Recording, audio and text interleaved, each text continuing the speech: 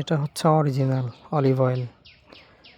আরেকটা আছে ডুবলি, যেটা ডুবলি সেটা ডুবলি, এই যেটা ডুবলি, এই যে, কিন্তু ডুবলিটা বোতল একটু বড়, আর অরিজিনালটা এটার যে কাগজ বা স্টিকার যেটা অরিজিনালটা সেটা একদম ক্লিয়ার, আর বোতলটাও ছোট, আর ডুবলিটা বোতলটা একটু বড়।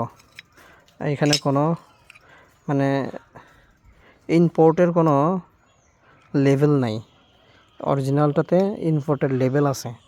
আবার হচ্ছে উপরে যে বোতলের মুখা সেটাতে লেখা আছে সুন্দর করে, আর ডুবলিটাতে লেখা নাই, আর কেমন খসখসা, বোঝা যায় না।